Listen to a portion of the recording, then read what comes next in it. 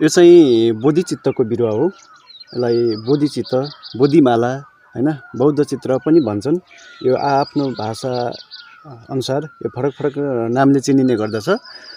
यो बोधिचित्तको बिरुवा चाहिँ यसको माला चाहिँ एकदमै अहिले पछिल्लो अवस्थामा एकदमै माग धेरै हैन, मूल्य पनि उच्च मूल्यको र माग पनि धेरै भएको कारणले धेरै कृषकहरूको चाहिँ यसमा नजर गएको छ। धेरै कृषकहरूले चाहिँ यसलाई पछिल्लो अवस्थामा रोप्नु भएको छ र यो विशेष गरी बौद्ध कल्चरमा बौद्धिस्टहरूले धेरै प्रयोग गर्ने भएको र यसको नेपालमा भन्दा पनि खास गरी विश्वमा चाहिँ यसको धेरै माग भएको कारणले पछिल्लो अवस्थामा नेपाली कृषकहरूको पनि यो आकर्षकको रूपमा रहेको छ।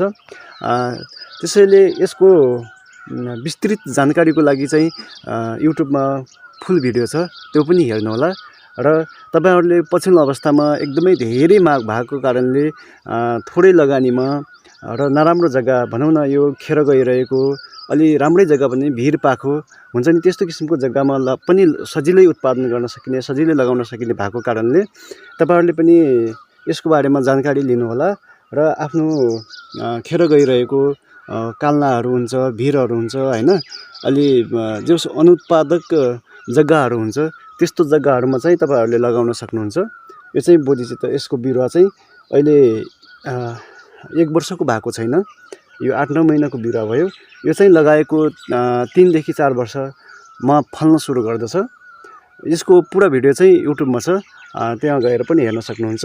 हस्, धन्यवाद।